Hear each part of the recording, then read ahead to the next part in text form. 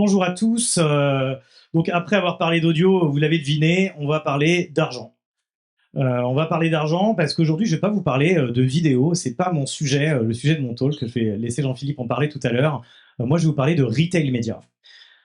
Alors pourquoi je vais vous parler de retail média? Ça, vous allez le découvrir, mais avant de le découvrir, juste quelques mots juste sur positionner sur qu'est-ce que c'est que le retail média. Le retail média, c'est l'ensemble des dispositifs qui existent de communication sur le parcours du consommateur. Ça va se retrouver en ligne, on en parlait tout à l'heure sur le e-commerce, dans l'omnicanalité, mais ça va se retrouver aussi offline. Ça peut être des écrans, mais ça peut être l'audio, évidemment, dans vos points de vente. Le retail média, c'est pas quelque chose de nouveau, c'est quelque chose qui a une tendance forte à la hausse ces dernières années, sur lequel Amazon a largement contribué à driver ce marché vers le haut. Au semestre 1 de 2022, ça pesait 384 millions d'euros en France, donc c'est un marché qui est loin d'être négligeable. Pourquoi je vous parle de retail média aujourd'hui? Qu'est-ce qui change et quelle opportunité en fait je vois aujourd'hui dans le retail média? Il y a quelque chose de fondamental qui est en train de changer, quelque chose de très très lourd. C'est la fin des cookies tiers. La fin des cookies tiers, ça peut paraître très très anecdotique peut-être pour vous, ça ne l'est pas du tout. Les cookies tiers et leur extermination, c'est quelque chose qui a débuté en 2017 quand une multinationale que vous connaissez tous a décidé de continuer à redorer son blason en travaillant sur la privacy des utilisateurs et a poussé à arrêter le tracking de ses utilisateurs, de ses clients, disons plutôt.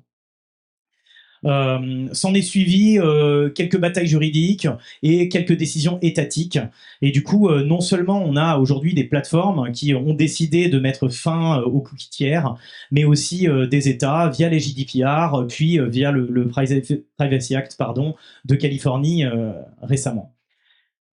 C'est tellement énorme, le changement et la fin de ces cookies tiers, que Chrome, Google, qui avait annoncé la fin des cookies tiers pour cette année, a décidé de redonner de repousser d'un an sa décision. Pourquoi? Parce que ça allait tellement impacter ses revenus qu'il n'était pas prêt à l'absorber. Donc c'est quelque chose qui est juste énormissime, puisque en fait on est en train de parler d'une manne financière qui va d'un seul coup s'arrêter net. Les investissements qui permettaient aux annonceurs jusque-là de suivre les utilisateurs d'un site sur un autre et de payer des boîtes qui intermédiaient tout ça, des Criteo et autres, vont s'arrêter de facto puisque le tracking ne sera plus possible. Alors il y aura toujours des moyens d'aller d'une certaine manière suivre les utilisateurs, mais voilà ce que ça va être l'impact de la donnée échangeable sur le web. C'est ça qui est en train de se passer. C'est juste monstrueux. Et ça, c'est pour vous tous ici une chance absolument exceptionnelle. Pourquoi? Parce que vous avez la chance de ne pas être juste des e-retailers. Je rappelle qu'en France, 87% du chiffre d'affaires du détail est fait offline, est fait en magasin. Je vais le rephraser d'une autre manière. 13% des ventes se font online. 13% seulement. Alors oui, c'est en augmentation, oui, c'est en croissance, mais juste pour bien se rappeler, ici, le patron, c'est pas Amazon, c'est encore Leclerc. Et il y en a encore pour quelques années, bien qu'ils se fassent évidemment tailler les croupières. En attendant, pour le retail physique, vous avez une particularité qui est juste hallucinante comparée aux GAFAM, c'est que vous avez une présence de vos clients sur site, proche de l'acte d'achat, dans le magasin. Et ça, c'est une opportunité incroyable qui ouvre un véritable Eldorado pour toutes les enseignes qui sont ici représentées.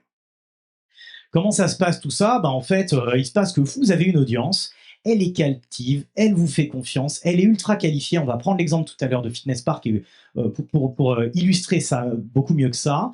Et cette audience, elle est chez vous et elle vous offre ce qu'on appelle de la first party data, donc de la donnée qui vous appartient. Vous avez un client qui est encarté, c'est de la donnée, vous connaissez cet utilisateur, personne d'autre ne le connaît, vous le connaissez et il est chez vous. C'est une opportunité de monétiser cette audience à ce moment-là dans votre point de vente. Pourquoi c'est important? Parce que vous le savez, vous, retailer, c'est que vous avez le moyen de faire changer d'avis le client lors de son dernier mètre, au dernier moment. Donc là, une étude qui montrait que sur 70% des consommateurs qui avaient déjà une idée en tête avant de rentrer dans le magasin, 12% ont changé d'avis en arrivant dans le magasin. Pourquoi? Pour tout plein de raisons. Parce que finalement, on a vu un autre article, on nous a poussé quelque chose, on a entendu quelque chose qui nous a fait penser à autre chose et on a changé l'acte d'achat.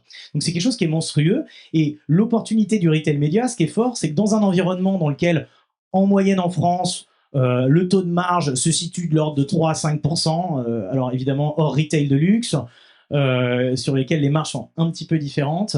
En fait, on a le moyen avec du retail média d'aller atteindre des taux de marge qui vont être de l'ordre de 90%. Ouais, 90%. On a des chiffres qui sont absolument incroyables sur lesquels vous pouvez définitivement utiliser votre audience pour en faire une manne financière. Mais ce qui est plus fort encore là-dedans, c'est que vous pouvez non seulement en faire une manne financière, mais en plus, tout ça en créant une opportunité de créer de l'expérience pour vos clients, pour vos consommateurs, de créer quelque chose dans lequel les gens vont en plus avoir envie de revenir parce qu'ils auront vu quelque chose qui était sympa et sur lequel vous aurez gagné de l'argent. Alors, on va parler de je voulais présenter 3 choses que j'ai vues qui sont intéressantes dans le retail média, qui sont toutes les 3 différentes, histoire de vous donner un peu des idées sur ce que ça peut représenter et sur les marques qui se sont lancées avec différentes opportunités. La première, je pense que ici beaucoup en ont entendu parler, c'est la collab qui a eu lieu le mois dernier entre Lacoste et Netflix. Chez Lacoste, donc c'est une opportunité absolument incroyable pour Netflix, qui est bien qu'il soit un géant monstrueux du média partout dans le monde, en fait n'a pas de présence physique, jamais n'a l'occasion de montrer son nom. Là, ils ont eu l'opportunité d'être visibles dans tous les Lacoste du monde via une collection spéciale basée qui reprenait une dizaine de séries et sur lequel les crocodiles étaient changés pour l'occasion. Donc une idée géniale de collab qui ouvre des portes à des cibles affinitaires et pas seulement à ce que vous vendez dans le point de vente, mais des choses sur lesquelles, en fait, une collab Lacoste Netflix, on n'y aurait pas pensé au premier abord, mais là, les deux y trouvent un intérêt fort. Pour Netflix, le fait d'être dans le monde physique, pour Lacoste, le fait d'utiliser les fans des séries de Netflix pour aller générer de l'upsell en magasin. Un peu plus techno, la Fnac. Fnac Darty, c'est un des premiers en France, un des plus gros réseaux qui a été déployé. La Fnac a créé une régie publicitaire en interne qui s'appelle Retail-Link. Et récemment, ils viennent de lancer une plateforme qui est My Retail-Link pour intégrer l'intégralité des dispositifs qu'ils ont. Donc, on a autant de dispositifs sociaux sur le web, sociaux, digitaux, de content sur leur plateforme, sur leur ligne éditoriale, que d'affichage dans le point de vente, que de données CRM sur les clients encartés. Tout ça, c'est 36 millions de clients. La Fnac Darty, c'est 36 millions de clients, donc un Français sur 2 est client de Fnac Darty. Donc autant vous dire qu'il y a peu de chances que un annonceur ne puisse pas être intéressé par créer de la visibilité, avoir de l'accès à de la donnée d'audience que connaît la Fnac.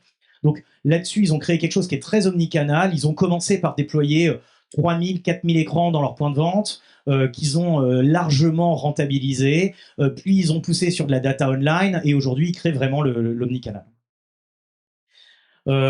Même ordre d'idée, mais plutôt dans de la GMS. J'étais au Auchan, pareil, création d'une régie qui s'appelle Immedia Center, à peu près 3000 écrans déployés dans des hypermarchés, qui donnent évidemment une audience absolument incroyable pour les annonceurs qui en profitent. Les annonceurs là-dessus, la plupart du temps, c'est basique, ce sont des annonceurs qui sont vendus dans le point de vente, évidemment, tout le monde n'a pas la chance d'avoir une telle variation de gamme qu'un Auchan. Et lors des campagnes qui passent sur leurs écrans, ça peut aller jusqu'à 62% de ventes générées en moyenne grâce aux écrans qui sont dans les entrées et dans les entrées de l'hyper et dans le mall. Donc, ce sont des opportunités qui sont, on va dire, sonnantes et trébuchantes en termes de chiffres. Et je pense que si vous devez retenir ce soir une information, c'est que le retail média, c'est une opportunité qui est ouverte. Personne n'a raté le TGV, je vous rassure. Il est ici. Il ne va pas vous attendre longtemps, mais il est encore là. c'est une opportunité qui est énorme, qui vous permet à la fois de générer du revenu additionnel pour vous, à la fois de créer une relation différente avec les marques qui sont vendues ou pas vendues d'ailleurs dans vos points de vente, et enfin de créer pour vos clients de la satisfaction et une nouvelle expérience. Ça, c'était 3 exemples que j'ai vus. Le 4e, je garde le meilleur pour la fin. Je vais laisser Jean-Philippe le présenter avec le cas de Fitness Park. Bonsoir tout le monde. Merci. Alors en effet, on travaille avec Scenario depuis 2019 dans cette logique de monétisation, mais qui n'était pas forcément le pourquoi du comment à la base, mais je vais y revenir.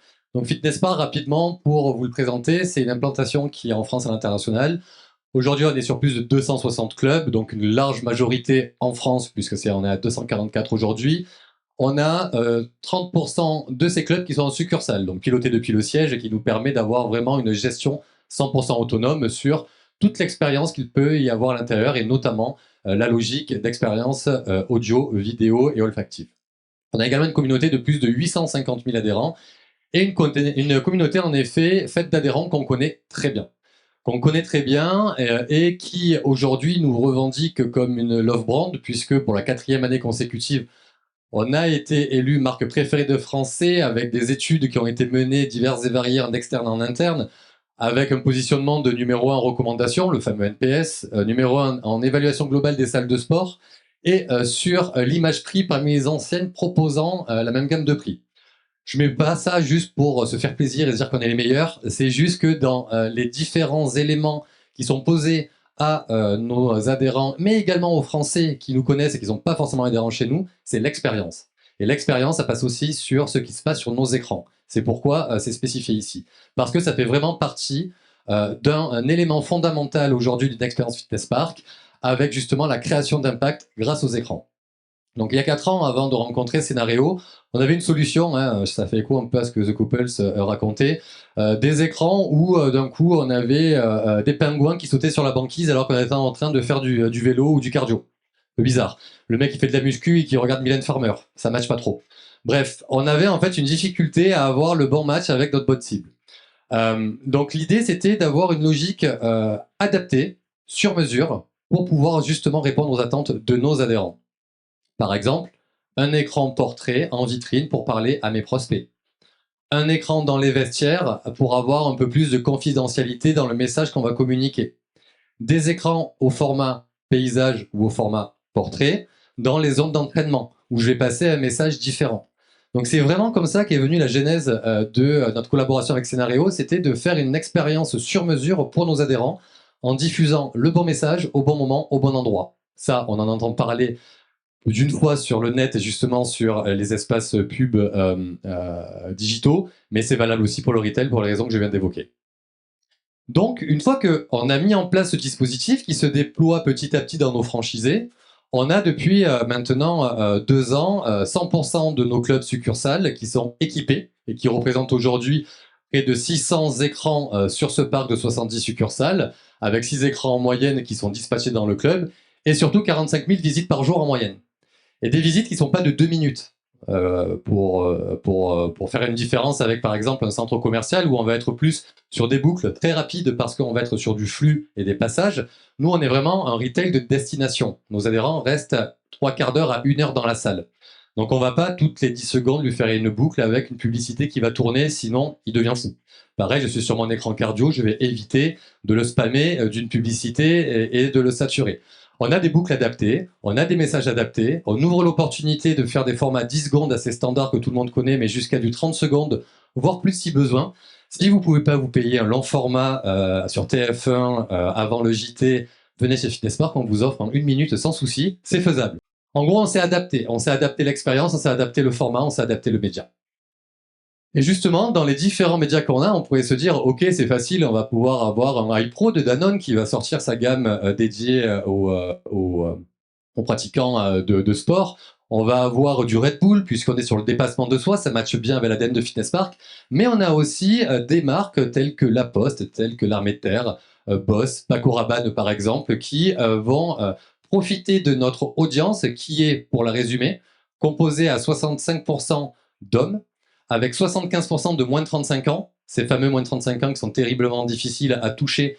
Nous, on sait qu'on a 75% de nos adhérents qui ont moins de 35 ans et 40% qui ont moins de 25 ans. Donc, on est vraiment en pleine sur cette fameuse Gen Z et qui nous permet de s'assurer de pouvoir les toucher.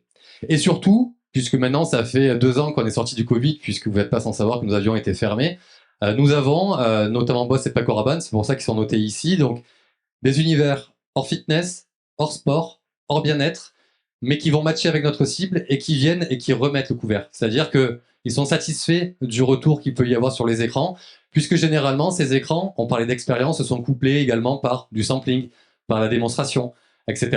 Donc voilà, il y a toute cette logique d'expérience qui est réalisée et c'est vraiment nos écrans qui donnent de la valeur et qui fait que nos adhérents sont fort exposés sur les discours de nos annonceurs.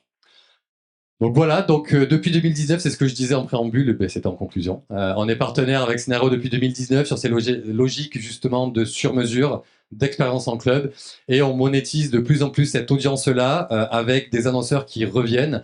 Donc c'est un cercle vertueux qui est en train de se faire, plus 30% de CA, si je peux vous parler un petit peu en efficacité, rentabilité et pas durabilité pour le coup.